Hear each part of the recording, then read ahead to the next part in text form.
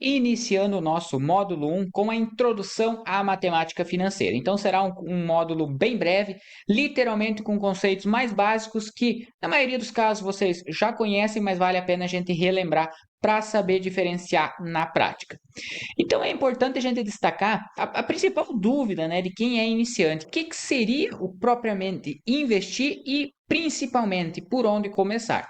Então hoje a gente tem uma diferença significativa entre poupar e investir, que é difícil acreditar, mas muita gente ainda não sabe. Poupar basicamente é guardar dinheiro, ou seja, sem ter rentabilidade nenhuma e, em grande parte das vezes, perdendo para a inflação.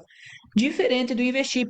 O investir é aplicar o valor em algo rentável, logo tendo uma remuneração advinda aí das aplicações. Então, nesse caso, fazendo uma simples comparação com um aporte mensal e um retorno médio de 0,80 ao mês, a gente vê uma diferença extremamente significativa entre poupar e investir. Claro que o que mais faz volume no patrimônio no curto prazo?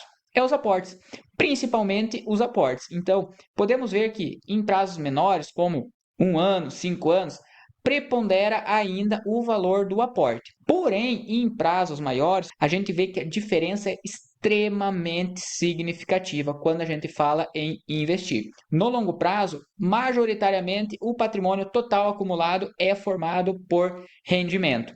Daí vem à tona aquela frase, né, que o acúmulo maior de patrimônio não está no aporte, e sim na disciplina, na constância que o investidor deve ter para continuar aportando em longo prazo, que realmente é onde haverá a maior diferença. Prazos maiores, a gente tem uma diferença de simplesmente 1,5 milhão quando a gente fala num horizonte de 35 anos. Então é muito bacana a gente relembrar essas fórmulas, esses conceitos que a maioria de nós já viu, mas que às vezes também ocasiona algumas divergências na prática, que seria a fórmula de juros simples, que basicamente é o capital multiplicado pela taxa de juros multiplicado pelo tempo. Ou seja, o seu juros somente é sobre o capital. Não tem aquele famoso juros sobre juros, que é o que acontece nos juros compostos. A gente tem um rendimento atrelado ao montante, mas também atrelado aí ao montante já acumulado com os juros anteriores, com os juros já recebidos. Nesse caso, a fórmula ela é o capital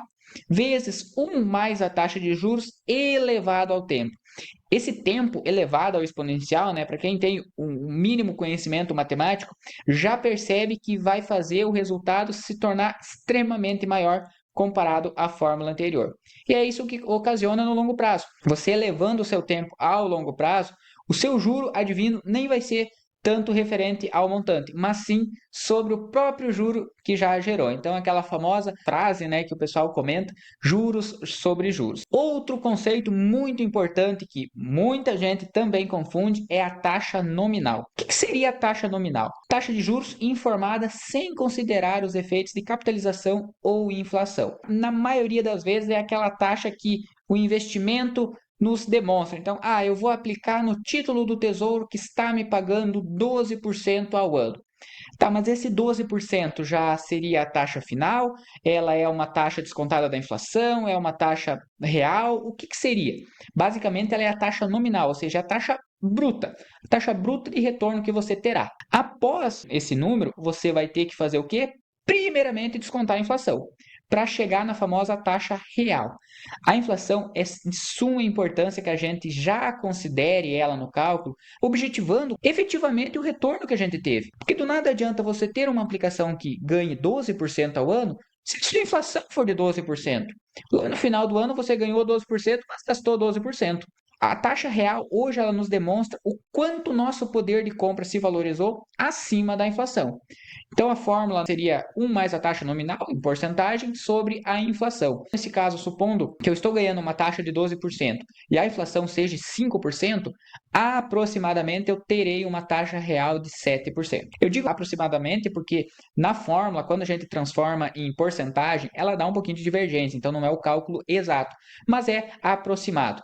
Então é de suma importância a gente já considerar o efeito da inflação no cálculo do rendimento. E o rendimento líquido, por último, seria o rendimento já descontado, tanto da inflação como também demais taxas administrativas e principalmente impostos.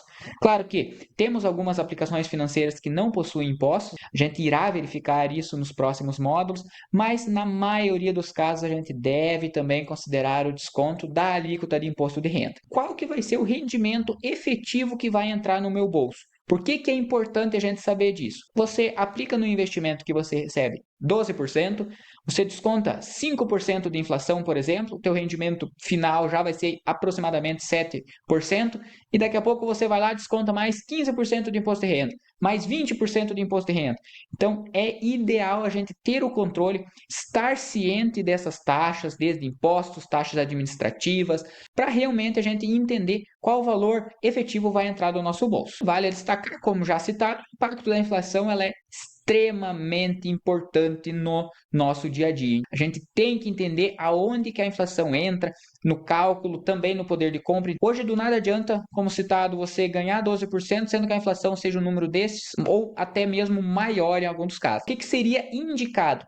Montar um portfólio a prova de inflação. Você comprar fundos imobiliários que tenham CRIs indexados à inflação, você investir em tesouro PCA+, né, as famosas NTN-Bs, que também vão te proporcionar um retorno fixo acima da taxa da inflação, indiferente se a inflação for 5 ou se for 10, você irá ganhar essa remuneração do IPCA mais uma taxa fixa. Vale muito a pena a gente ter ciência disso para saber diversificar o portfólio da melhor forma possível.